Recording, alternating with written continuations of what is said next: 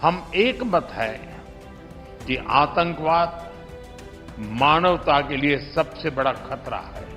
We are committed to take firm and decisive action against terrorists and those who support them. We thank Angola for their support in our fight against cross-border terrorism. हम एक मत है कि आतंकवाद मानवता के लिए सबसे बड़ा खतरा है। पहलगाम में हुए आतंकी हमले में मारे गए लोगों के प्रति राष्ट्रपति लॉरेंसो और अंगोला की संवेदनाओं के लिए मैं उनका आभार व्यक्त किया।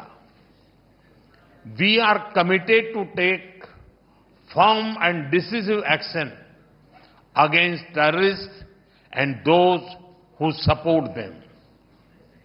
We thank Angola for their support in our fight against cross-border terrorism.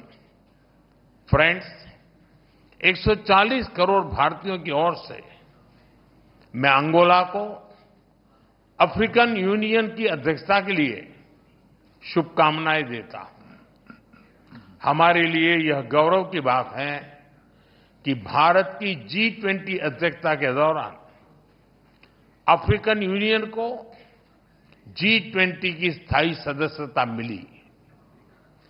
Bharat और अफ्रीका के देशों ने कॉलोनियल रूल के खिलाफ एक सूर में आवाज उठाई थी, एक दूसरे को प्रेरित किया था।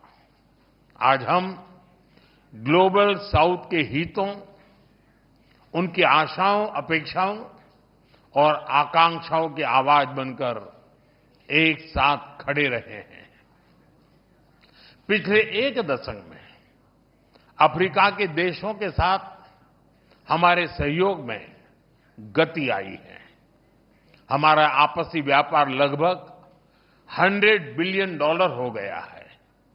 रक्षा सहयोग और मैरीटाइम सिक्योरिटी पर प्रगति हुई है। पिछले महीने भारत और अफ्रीका के बीच पहली नेवल मैरीटाइम एक्सरसाइज एक्यूम की गई है।